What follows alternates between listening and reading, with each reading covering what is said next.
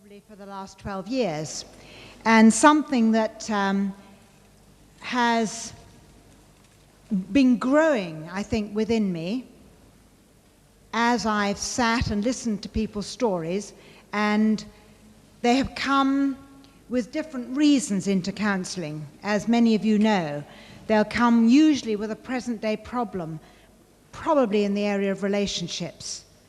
And they're seeking to sort that particular problem out. But as we've sat and we've listened to their stories, over and over and over again, I would say 90%, if not more, of people that come into our counselling rooms have to, at some stage or another, deal with the issue of their father and the fathering that they received. And as this sort of realization grew within me over the years, I began to have such a heaviness in my chest and my stomach. It's always where I feel my emotion, down here. And I was just longing that we could do something, that I could do something, make some impact somewhere, to just cry out to the fathers in our land and say, oh please, just recognize the importance that you have to your children, but also to minister in some way to those who have a vacuum, have a void in their lives, and feel that they've missed out, lost out, and there's nothing they can do about it.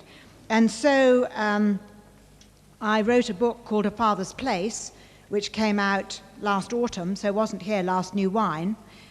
Sadly, my publishers don't realize that actually it's a good selling place, and they never get a move on in time to get a book out for New Wine. I always miss it somehow. But anyway, there it is, A Father's Place. And it's really not a book that I was getting at fathers. That was not my aim, to get at dads and to be condemning them or being negative. I just wanted them to know how much we value them and how very needed they are in our society. And I feel that it's been eroded for lots of different reasons, which the book spells out, that fatherhood has been eroded and is being eroded in our land, in our nation. And we're in danger of having a whole bunch of kids grow up who don't know what it is to be fathered. I've often told the story of the young lad who went to see Mike Pilavachi a long time ago now, feeling very depressed. And Mike chatted with him and talked with him, and in the end said to this boy, and this boy had attempted suicide, he was so depressed, and said to this boy, what is it that's really bugging you? What's going on in your life? What is it you're really looking for?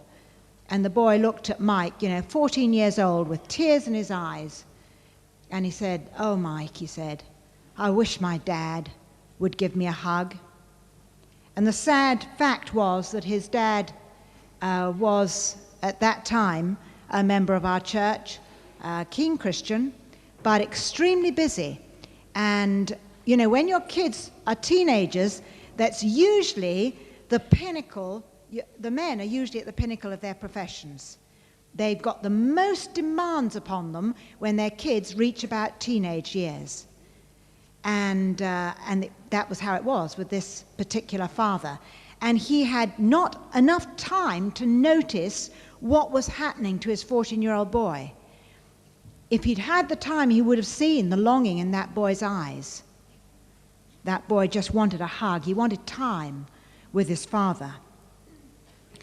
A young lad of 15 wrote me a very sad letter, which was probably the letter that prompted the book in the end.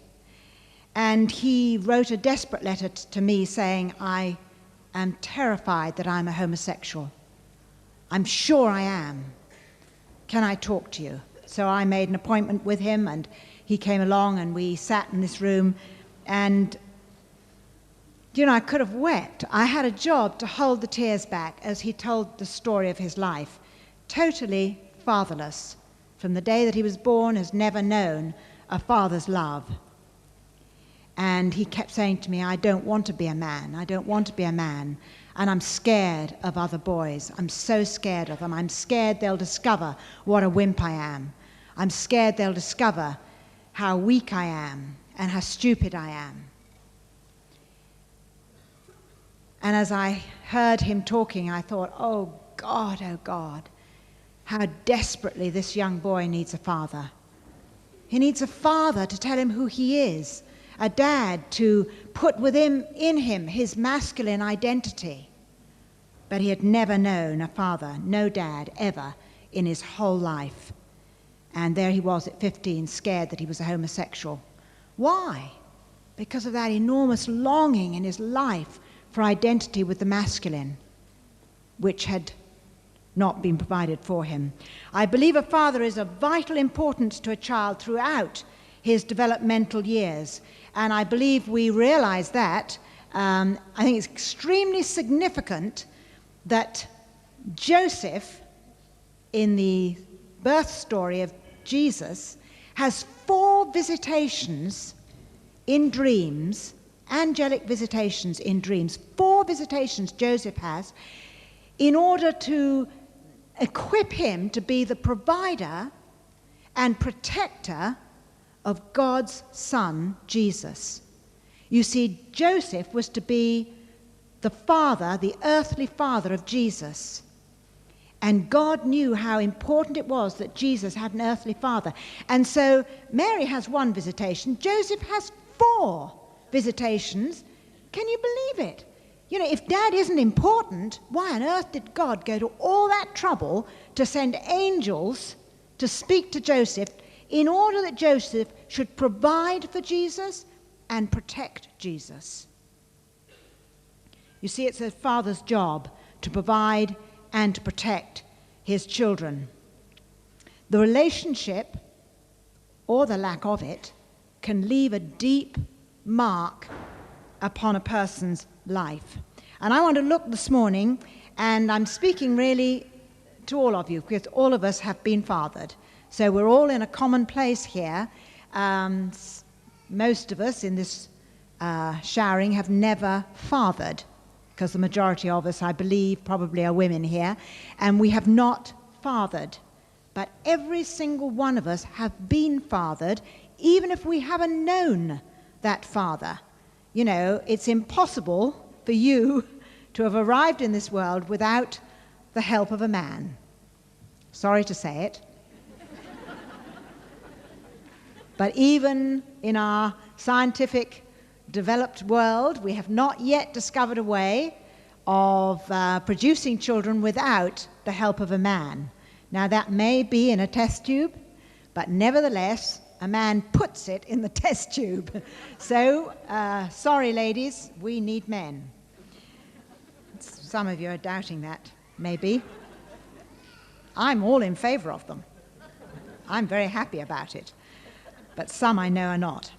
The practical work of fathering. Let's have a look just briefly at the practical work of fathering. And I'm going to go right back to the beginning. What is the practical work of a father when a baby is in the womb? We looked, or I mentioned briefly, the need of a welcome for a baby in the womb and the loss, what the loss of that can do. Well, when the baby's in the womb, Dad is there to provide a safe place for that mother to nurture and relate and bond to that baby. Dad is there to provide the safe place for that nurturing and bonding to happen and to continue. But that time of bonding is not just for the mother, it is also a time of bonding for the father, if the father is wise enough to know it, or if the mother is wise enough to encourage the father to know it. I remember when my eldest daughter was expecting her first, our oldest grandson, Tim, and he was just a bump in her tummy. And Chris used to come home from theological college at about 6 in the evening. He used to sit down beside Charlotte, and he used to put his hand on Charlotte's tummy, and he used to talk to the baby. And after a month or so, they began to notice something happen. As Chris sat down next to Charlotte, put his hand on the tummy, and started to talk and say, "Hi, baby, this is Daddy here. Your daddy. I'm the man in your life." And you know, that baby would move over. and cuddle into Chris's hand. And it became more and more marked as the months went by. See, that baby knew his daddy when he was born. He recognized his daddy when he was born because he'd already bonded to him, not just to his mother. And there's a very interesting book which I've mentioned here before, and that is The Secret Life of the Unborn Child by Dr. Thomas Verney. A fascinating book. I'm sure it'll be on the bookshop because I mention it every year and they always sell a number of copies.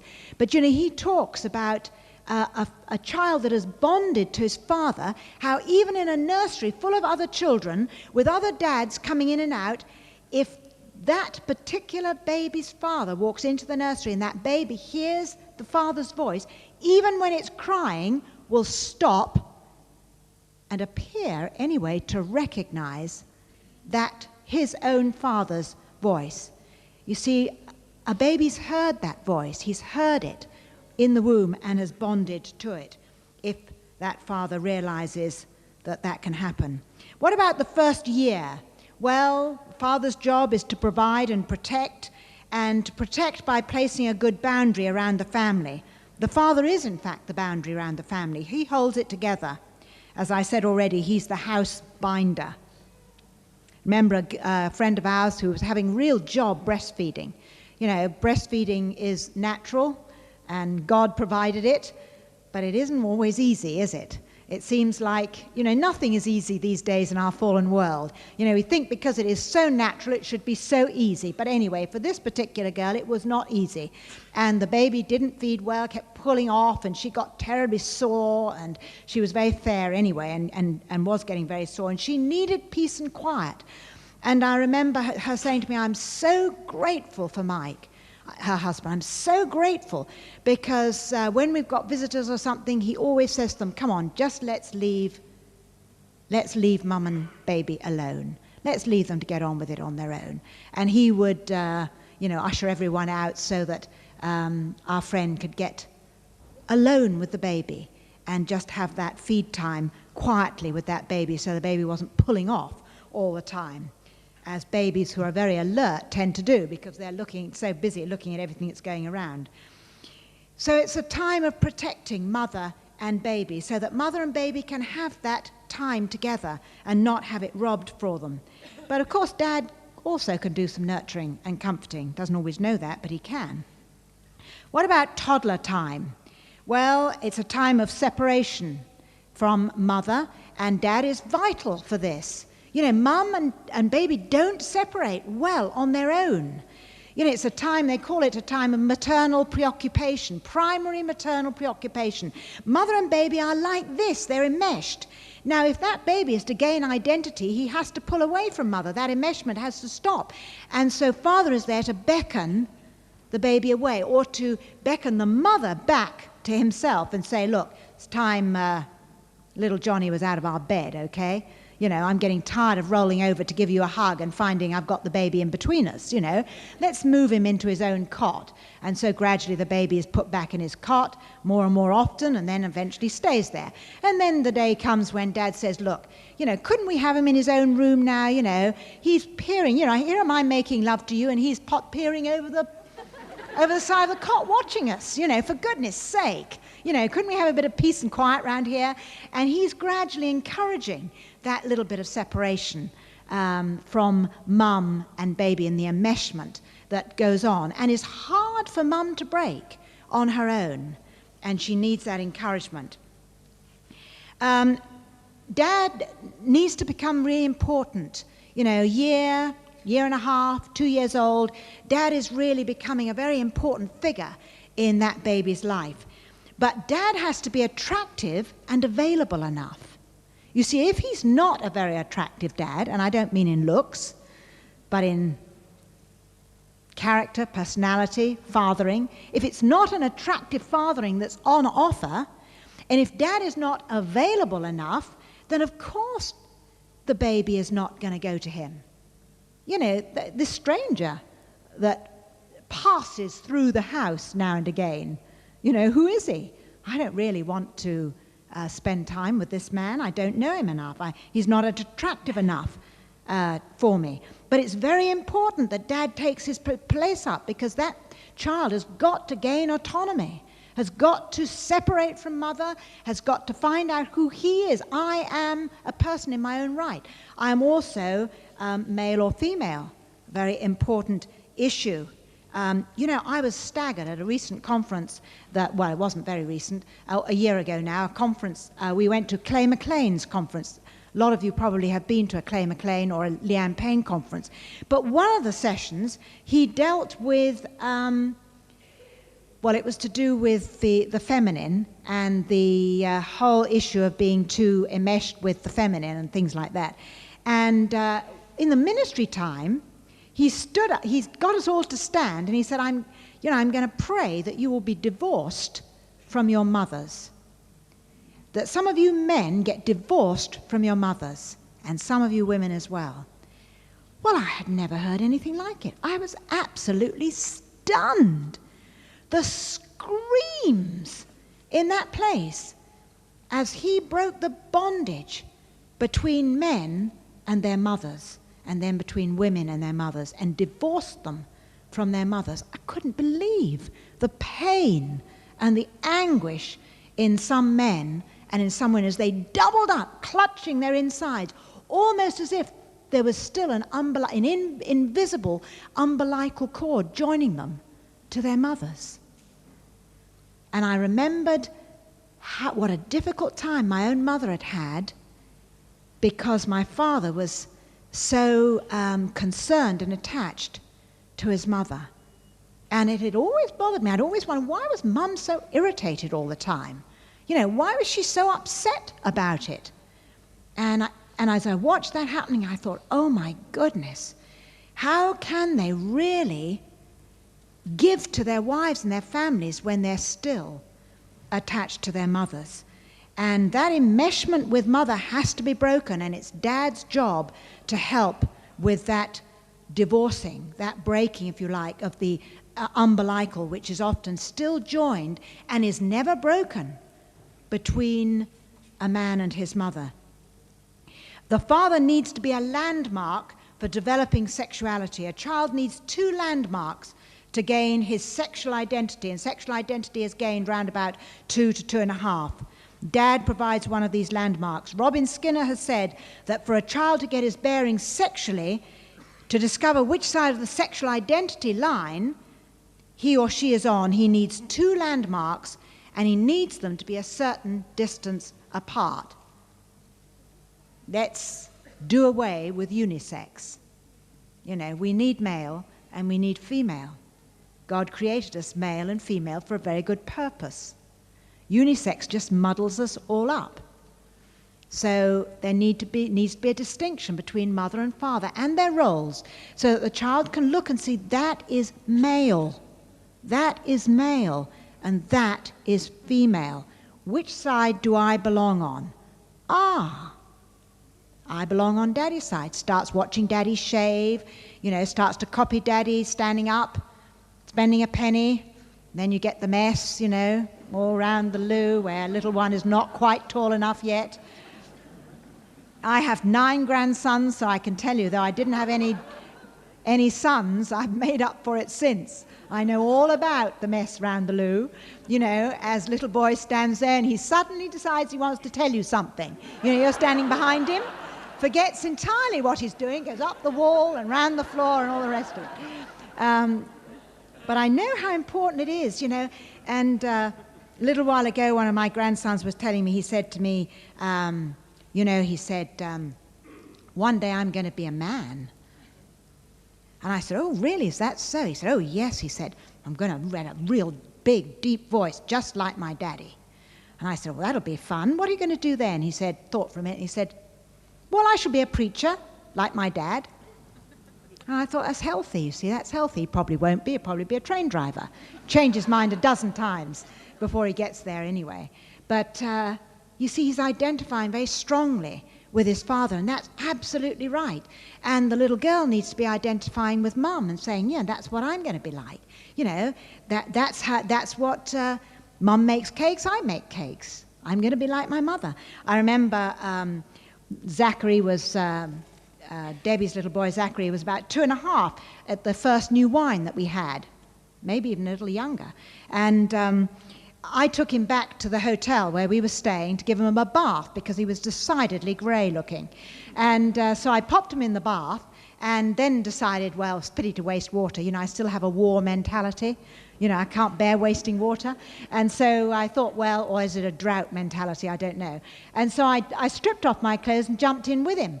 And he looked up, very interested as I got in, and looked me up and down. He said, like Mummy. Well, I was sort of, you know, I got that sort of nice warm feeling, you know, because I'm 25 years younger, and it was quite nice to have a little boy look and say, like Mummy, you know. I thought, well, I can't be doing too badly after all. But anyway, but he'd you know, he was into putting people into categories. He was on course for sexual development. That's what they do. It's not sexuality so much as just recognizing the difference and putting themselves into the right category. Very, very important stage. And Dad is needed at that time, or a surrogate father is needed at that time. He's also needed to enforce discipline. Now, mums, I don't despise your disciplining one little bit. I was pretty good disciplinarian myself.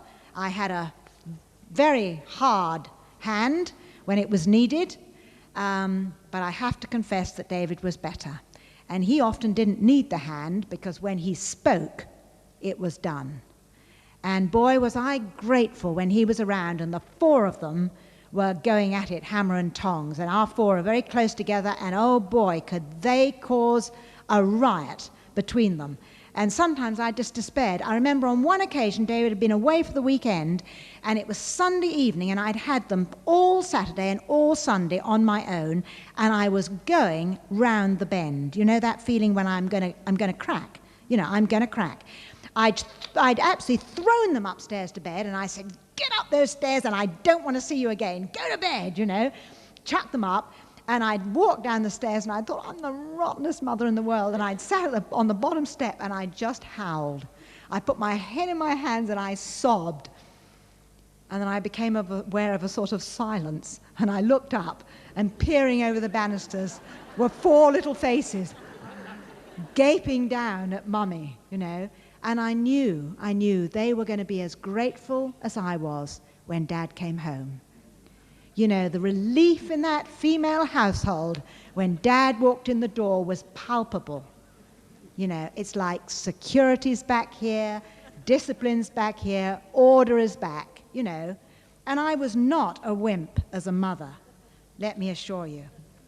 But how grateful I was.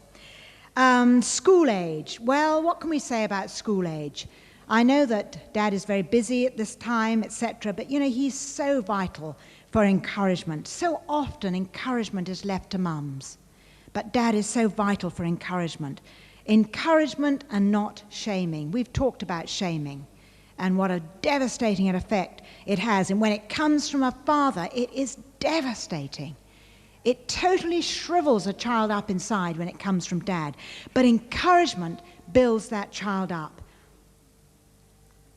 I remember walking through our church it was a teaching on healing, and we'd been ministering to people, and I was just walking up the aisle to sort of go back and get lunch, and I was aware of a young man sitting over here on the left, and he looked so despondent that I just sort of hesitated as I passed him, and I said to him, you know, you okay? And he was not a man I knew, he was a visitor, and he looked miserable, and he said, no, I'm not. He said, I'm a pain in the neck. He said, I'm a pain in the neck to myself, I'm a pain in the neck to my family, and I don't know what I'm going to do about it. So I sat down beside him and I said, well, tell me what's wrong. And he said, you know, I'm a perfectionist. I'm a total perfectionist, he said, and I'm driving everybody crazy. He said, I'm driving my workmates crazy, I'm driving my wife crazy, I'm doing my children a damage, and I'm driving myself crazy, and I cannot stop it. So I said, well, have you ever had any ministry for this? And he said, yes, I've had deliverance till it's coming out of my ears. And he said, they have not been able to get out this spirit of perfectionism. And so I said, well, maybe because, you know, we need to look deeper at where it's really at. You know, I don't know whether there was a spirit of perfectionism there. I don't even know if there is such a thing. But there was something else going on. You need to get at the roots of things, you know. So sometimes it's very easy, isn't it, to wave a magic wand or think you're waving a magic wand and do a deliverance when actually, if there is a spirit, it's holding on to stuff in your in the person's life, and you need to get at what it's holding on to. Why on earth has such a spirit got a foothold in the first place? So I said, why don't we pray and ask God to show us where this comes from? And so he said, okay, and we prayed, and nothing happened for ages and ages and ages. And I just sat there just, you know, praying over him, saying, Lord, you know, where does this come from? What's going on in this man's life? And then he began to cry, and he was sobbing. And I leant down with my head close to his mouth and heard him as he wept. And he was saying these words, I'll never please him, never. I'll never please him, never. Just enough to break your heart, isn't it? And I touched him on the shoulder and I said, who is it you're never going to please? And he said, it's my dad. And he said, I've never pleased him. All my life I've tried and I've never pleased him. And he said, to this day I'm still trying. And he said, it's like I take my kids home and they're super kids. He said, and they're just lovely kids, he says, but you know, he never has a good word to say about them. They're never good enough, they're never dressed well enough, they never behave well enough, he said, and it's like I'm always trying to make them be better for my dad. It's like I'm always trying to do better myself for my dad. I'm always trying to get my wife up to scratch. Who for? It's for my dad. Just to hear once in his life a word of encouragement. One word of encouragement from that dad, he thinks would satisfy him. Sadly, I don't think he will probably ever get it. And I said to him, you know, you've got to give it up. You've got to give it up. It may never come. It may never come. You've got to stop waiting for that voice. And you've got to start listening to another voice. Because another voice, it may just be a still small voice, but it's there if you will hear it. And that voice wants to speak to you and tell you who you really are and how proud he is of you. School age, Dad is vital for encouragement. His discouragement is very hard to take. Teenagers, well, to set secure and appropriate boundaries which are flexible. Hearing me, parents? To set appropriate, secure boundaries which are flexible. You know, sometimes we have teenagers in our house and we don't understand that teenagers are needing space, elbow space, you know, and it's coming very soon. You know, that 15-year-old, only another 3 years and they're going to be off your hands. They've got to learn to take responsibility. And the only way they learn it is by being given a little bit of space and to train them for future independence. It's time they had some money to play around with. It's time they, you know, got a Saturday job and that money was theirs and they started you start helping them, have an account book or something, and to help them do what they do with money. You know, I never had anybody to teach me those things. I'm absolutely useless with money. Fortunately, I'm one of these people that actually, I don't like money very much, and so as long as there's enough for the housekeeping, I don't bother about anything else. And David has, you know, deals with that side of things. But, you know, so many teenagers grow up and they haven't a clue. They haven't a clue because nobody has sat down and helped them with it. Help them how to keep a little account book. Help them, you know, start a bank. You know, open a bank account for them or an Abbey National or something like that. Fathers are there to initiate sons into manhood and to bless their daughters into their womanhood, to affirm them, to set a seal upon the masculinity and the femininity that is blossoming in teenage years. You know, the Jews have a bar mitzvah, and these days even a bat mitzvah for the women or for the young girls, 14-year-old girls, 14-year-old boys, or 12, you know, between 12 and 14, that sort of age, a bar mitzvah and a bat mitzvah. We don't have anything that celebrates our young boys becoming men or our young girls becoming women. Nothing, absolutely nothing that celebrates that absolutely vital and important time in a teenager's life. Many African cultures have a recognized ceremony. African cultures have it, you know, and they're so backward, we think, for welcoming boys into manhood. Calling them out from the security and the safety of their mother's hut, they have a ceremony which calls them away from their mothers into the masculine world. One of the things I was so grateful to David for, first that he was a very good father. I mean, I could tell you loads of failings. I mean, you've seen loads of his failings, so I don't have to tell you now, do I? You know it all.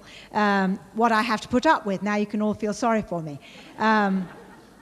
Dave is the sort of person that I give him very, very strict instructions when I go away. You know, I mark it. I tell him what all the meals are. You know, open the fridge door and I say, look, darling, there's this, there's this, there's this, there's this.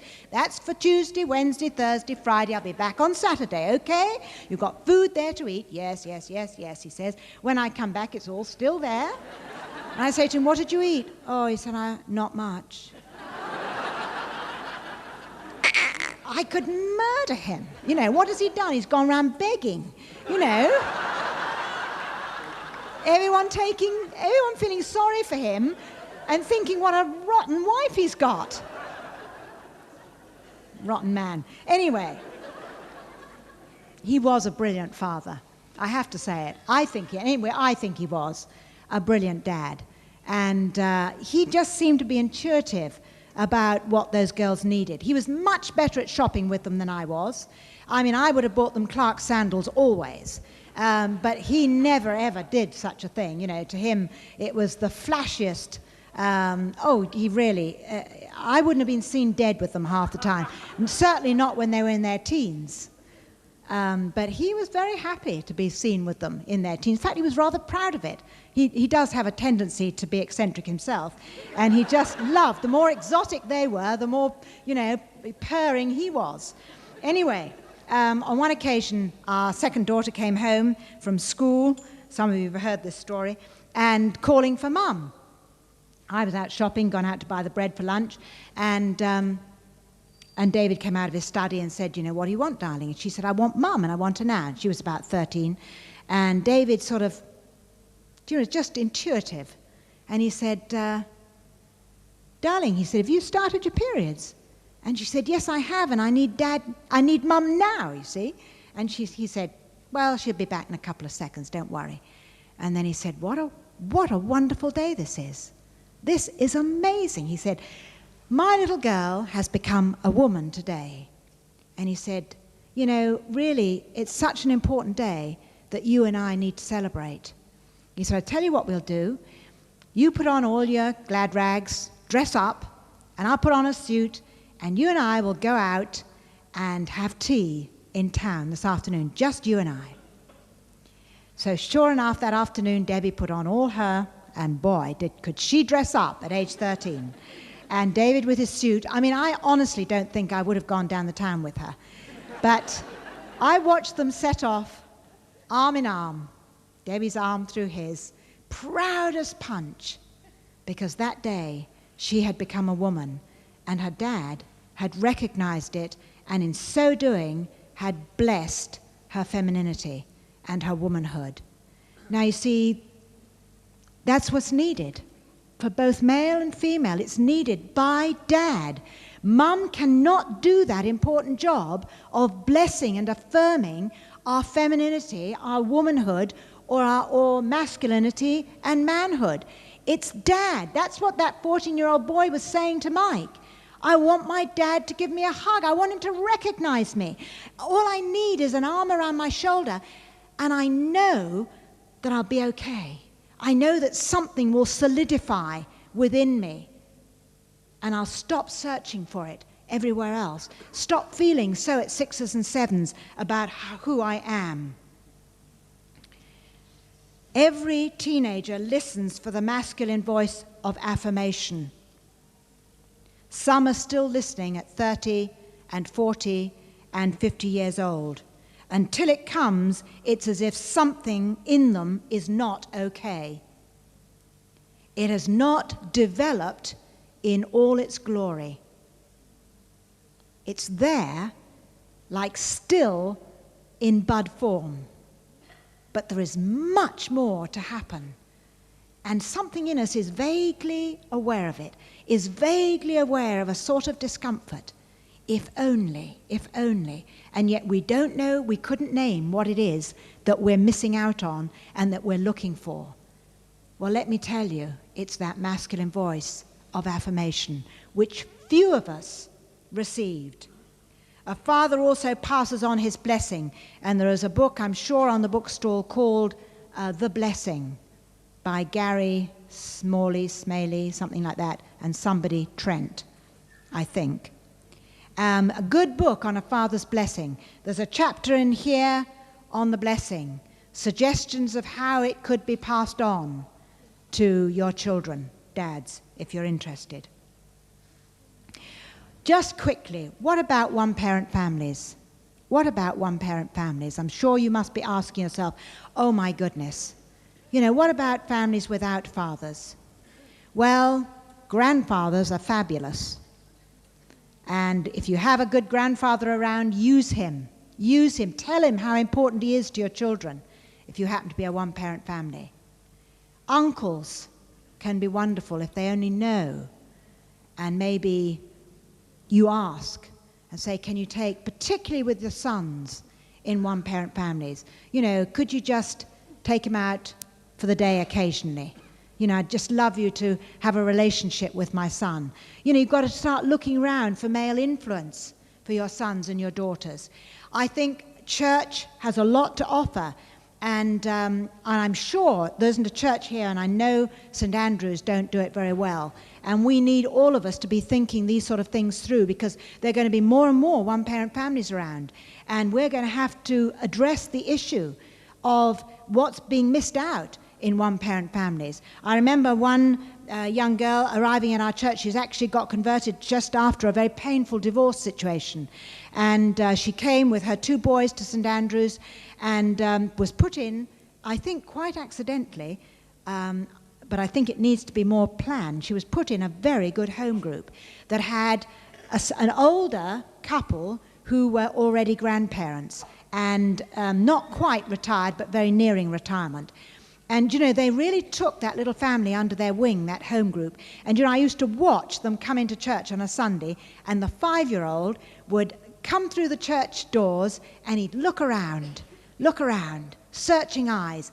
And then his eyes would light on the home group leader, the father, the grandfather. And he'd charge down the aisle of the church and leap onto that man's lap.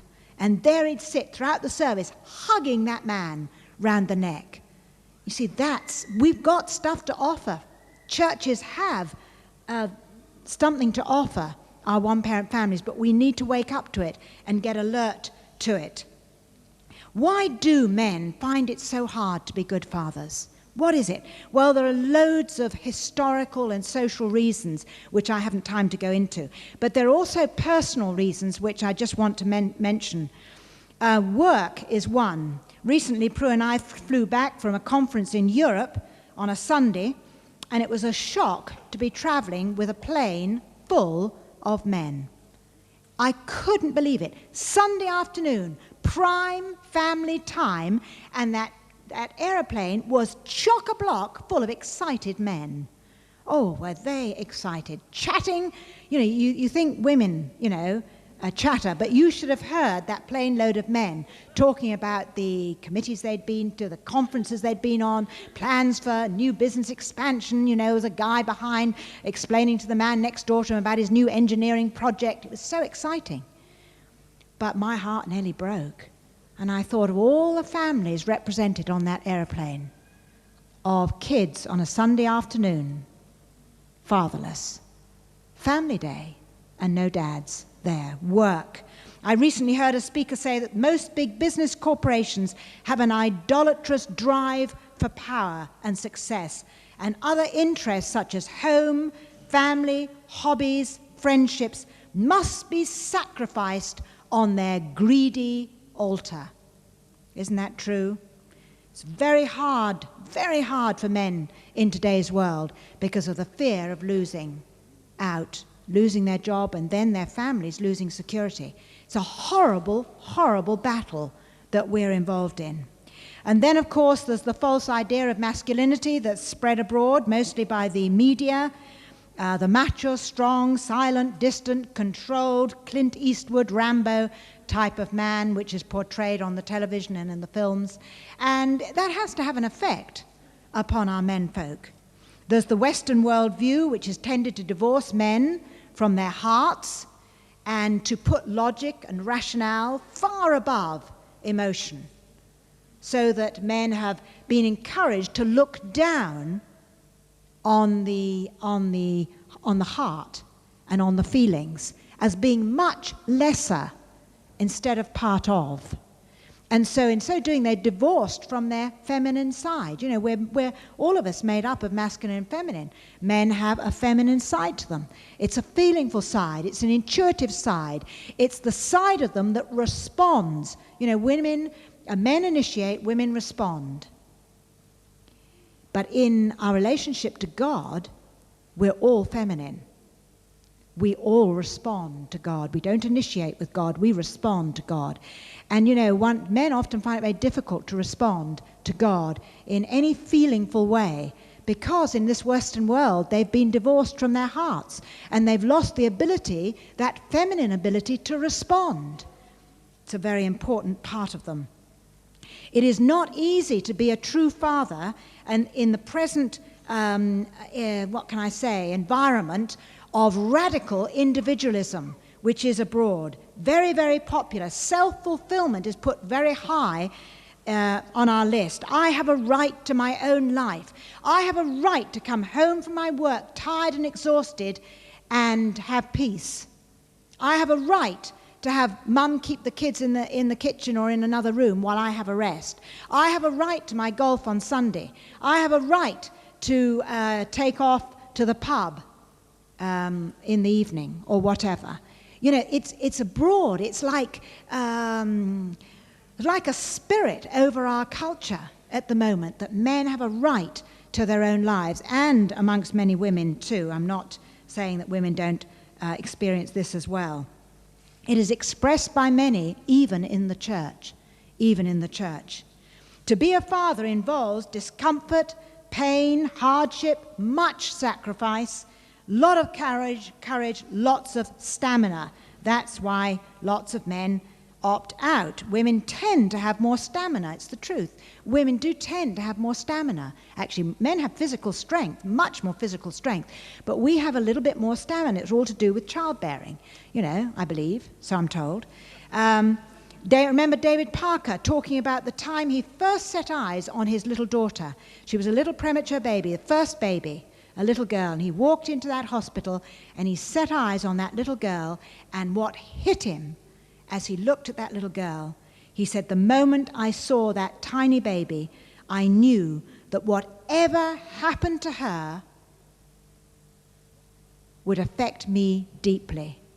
Whatever happened to her for the rest of my life would affect me deeply. And he was talking about the courage it takes to be a parent. It takes courage. Some fathers find it very difficult to be true fathers because they were not fathered adequately themselves. And maybe this is the major reason. They didn't receive a good model of fathering, and nor an adequate model of masculinity. Also, I have to say it, mothers have not encouraged it. Mothers have not encouraged it. They have their own agenda for doing that or not doing it. They have kept children from their fathers, perhaps to protect their husbands. Perhaps for peace, perhaps because they're scared of his anger or his bad temper.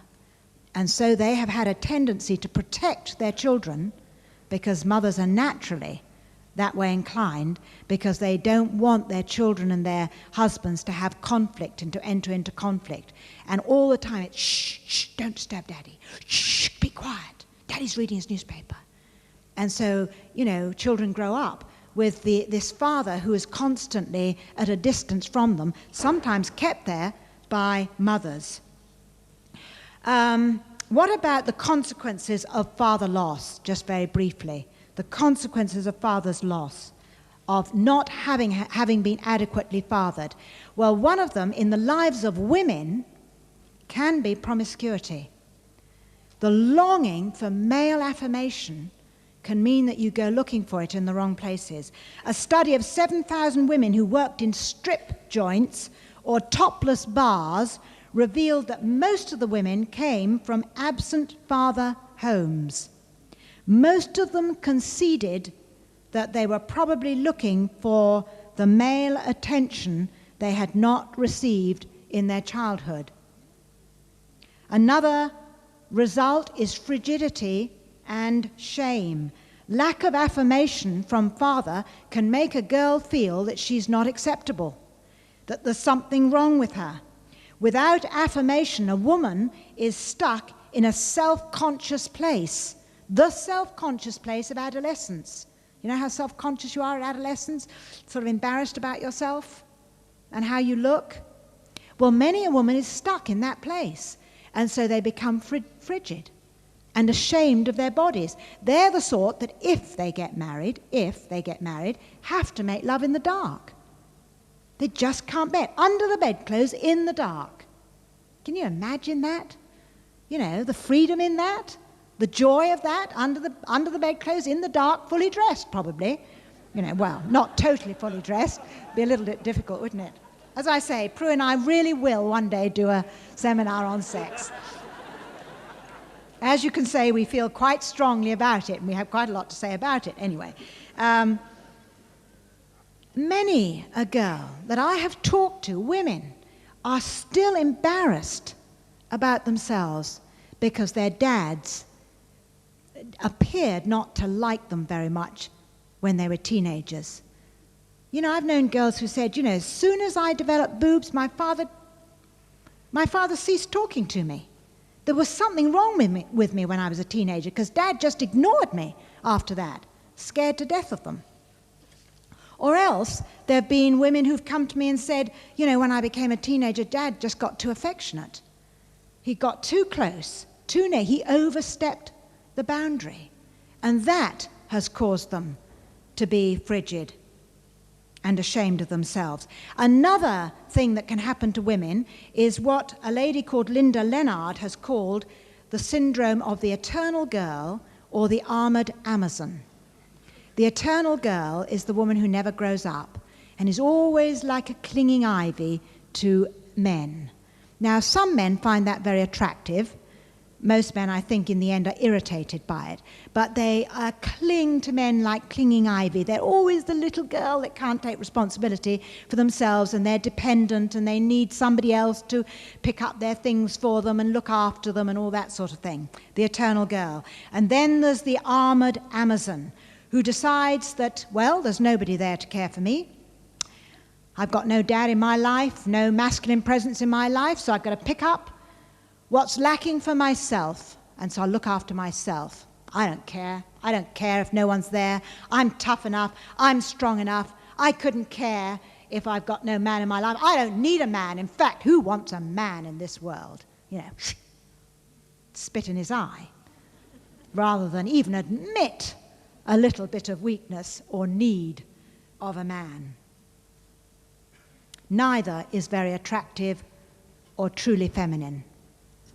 In the lives of men, well, homosexuality, or some maybe not expressed homosexuality, but like inside a wobbly feeling of why is it I feel so attracted to older men or strong men or protective men or very masculine men? What is it in me that is so attracted to that?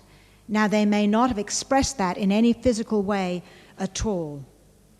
There is a present argument going on between nature and nurture, genes or environment. Well, I imagine it probably in the end would be a bit of both, but no doubt about it that environment plays a big part in the development of homosexuality in men and in women. Certainly, many of the leading experts on this would agree in it, and I could give you a list of them, that homosexual feelings in men is due to an incomplete masculine identity, and they need a dad to make that masculine, to gain that masculine identity. Often there's an over-identification with the feminine because dad hasn't been there to separate. There's often a rejection of the feminine within a man. You then get the very macho type of man, because the only way he could separate from his mother, because dad wasn't there to help him, was by pulling away in rebellion and anger from his mother. You know, you almost have to hate her to leave her. And so there's the very macho man that has not only rejected his mother, but has rejected his own feminine side, his own feelingful side, his own emotional, intuitive side, because he's so anxious to pull away from this woman who he may be in danger of being enveloped by and held on to by, and so he pulls away in rebellion and anger, and so in so doing loses a very important and vital part of himself. Delinquency, rebellion, in many statistics has all been marked down in many situations to a lack of good fathering. For everybody, whether male or female, there is bitter fruit when we have not been fathered. Feelings of worthlessness, feelings of low self-esteem. We interpret the fact that our fathers have not been interested in us or have not been around or have left us. We interpret that very often in an egocentric way, and we say it's my fault. I wasn't worth it. I wasn't worth loving. I wasn't worth talking to. I wasn't worth time. You know, he loved his work better, or he loved his golf better than me, therefore I'm not of any value. Those are the sort of interpretations we put upon it, can lead to bouts of depression, and usually in children, very poor performance at school. A study of 17,000 children were done, called the Krellin study. They found that the fatherless children were shown to have lower grades than those children of committed fathers. There's also, and maybe worst of all, we often find a difficulty in relating to our Heavenly Father as a result of having not had a good relationship with our earthly fathers.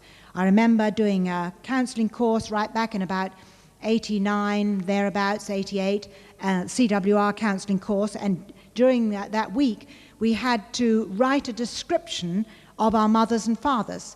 And I put mother and underlined it, and then I proceeded to write a page very quickly because I knew exactly, you know, what I thought about my mother. I knew what she was like. I knew all about my relationship with her and how confusing that had been and how much I needed to have that sorted out. And I wrote a page very quickly. And then I put father, you see, underlined it, picked up my pen, wrote my father. And I just did not know what to write. I was absolutely confounded. I thought, well, what was he like? So the first word I wrote was quiet. And then I wrote introverted. That was all. And when he died, bless his heart, when he died, I felt like I went to the funeral of a beloved stranger, because he just was not a man I knew. He was so quiet and so introverted. Now, there were reasons for that, which I now understand. But that gave me my first clue when I wrote those words, quiet, introverted, distant. It was like it was like being thunderstruck. And I thought, oh God, is that the reason I find it so hard to relate to God the Father?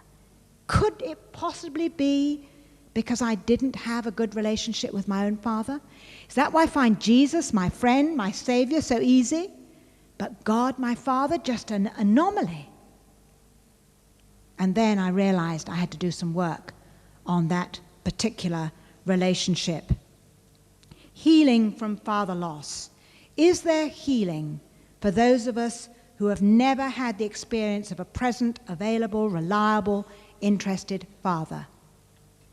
Well, I know, because I can speak here from experience, that there is incredible healing for us. And maybe one of the deepest, most profoundest healings of my life. And I honestly would not have suspected that. I mean, I would have honestly thought that I didn't have, was not a problem with my father because he wasn't, a part of my childhood. Therefore, I didn't have a problem with him. But of course, the very fact that he wasn't was probably one of the biggest issues in my life.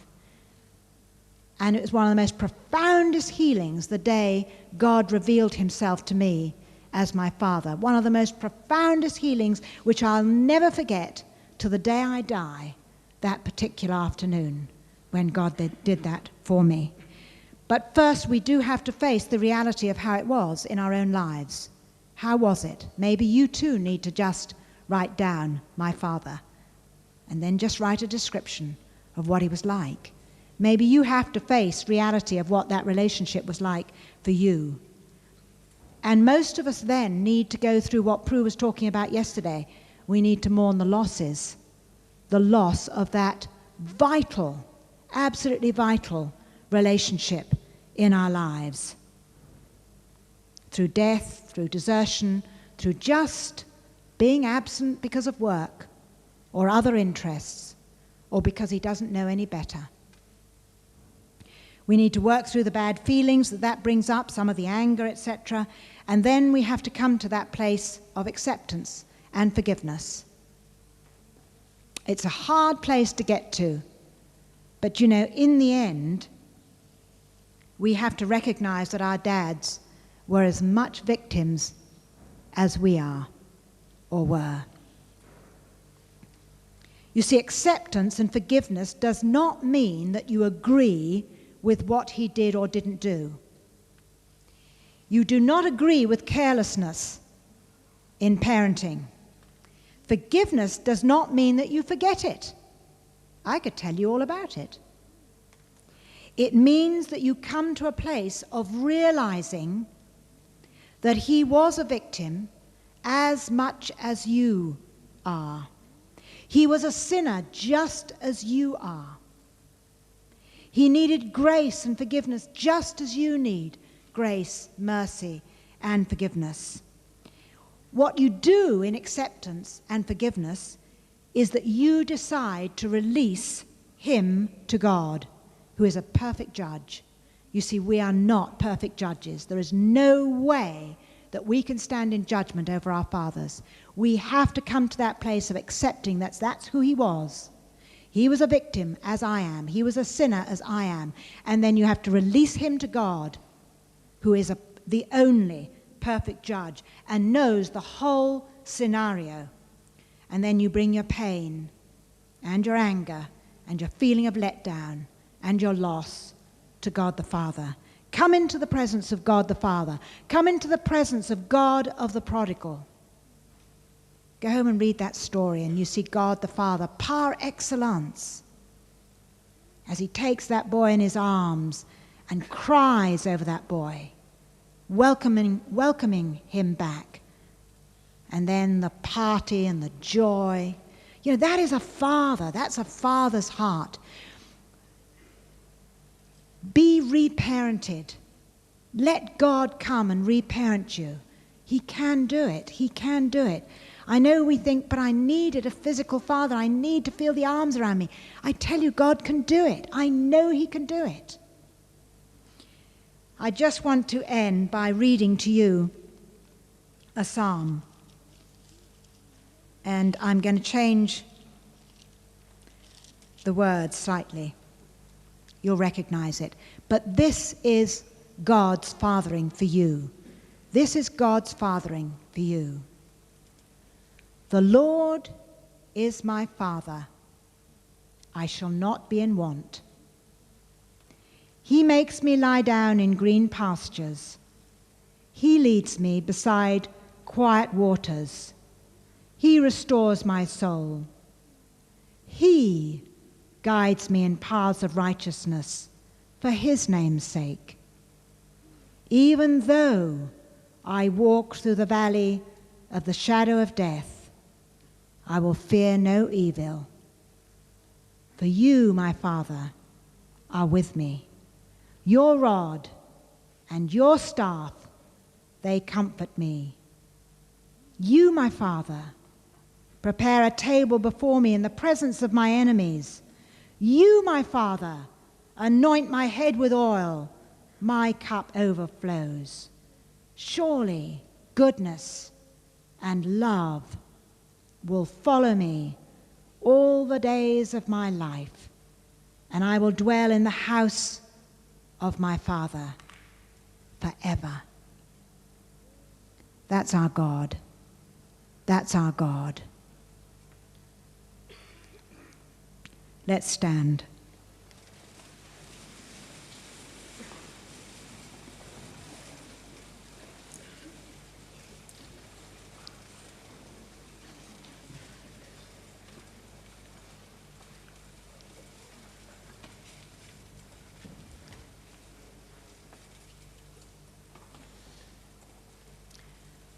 Some of you are at stage 1.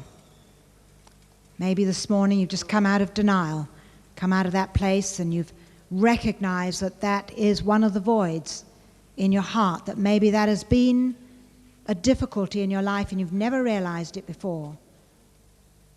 For some of you, you're at that place where you're struggling to release your dad from your anger. And for some of you, you're aching still with the loss, the knowledge of that loss, and you haven't yet experienced the reparenting and the touch of God your Father on your life. Wherever you are, whatever your position is, I want you to come to God as a child. Come to God your Father and just acknowledge where you are. Just tell him what's going on in your life. And let's just do that quietly for a few minutes. Just you and God. Just tell him where you are.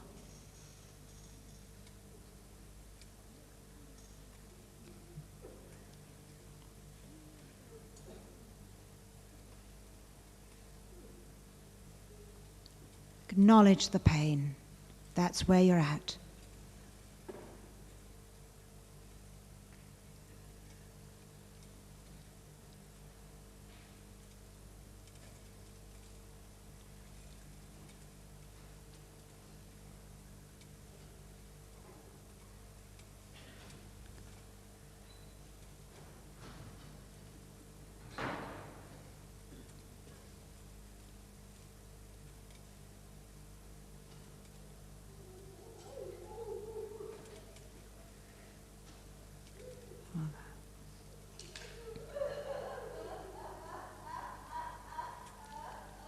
Father.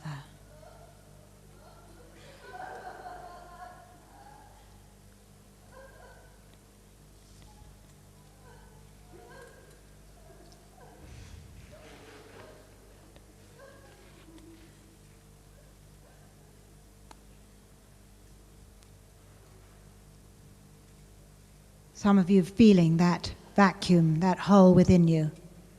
You're just longing to feel the love of God. You're longing for that healing in your life. And if that's you, just come out and we'd like to pray over you.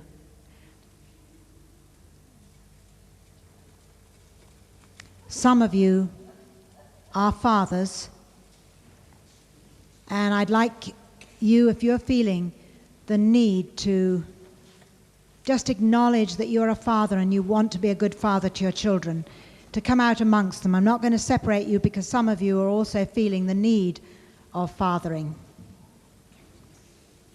But to come out as well, because God wants to meet you in a very special way. I believe God is renewing us, renewing our